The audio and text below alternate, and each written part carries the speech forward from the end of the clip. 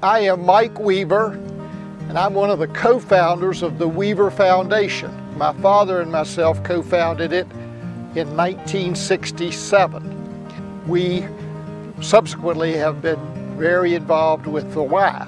We had this big initiative for children, and as we got into it, we realized one of the things that we could do is help this camp achieve its full potential.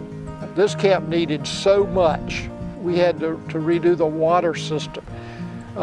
We actually upped our pledge from $1.5 million to $2 million.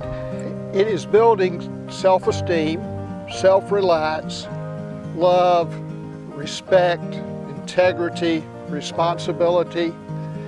But we're able to teach those things and to emphasize them by putting the children in small groups, by putting them in outdoor situations that they maybe have never experienced, never would have a chance to experience. For instance, in the summertime, we have a big garden.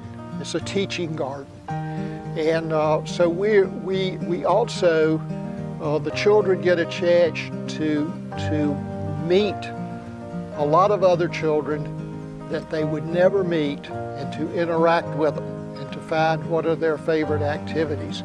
My children have come, my grandchildren have come, but we have now got a complete camp with enough activities that we can keep 400 children active. When the name change idea came about, there'd been a lot of talk about my dad loved his camp experience. My dad grew up poor. He did not have it, and he grew up in the 20s when people didn't go on vacations. But he did have the opportunity to go to Camp Herman. So one of his favorite things was going in the summers to Camp Herman. He also loved children. And so in talking about this name change, it just became a natural to name it for him. And my family's elated. I've got big visions and small visions. The first big vision is to develop scholarship funding. We have a little bit of scholarship funding. And the way it works, if a family or child comes to us and wants to come to camp for, say, a week, and they don't have the money, we will let them earn. We have ways that they can earn part of the money, and the rest of it we'll give it to them in scholarship. A lot of adults come to me and tell me about either their experience coming to camp, their experience as a counselor, or the experience their children have.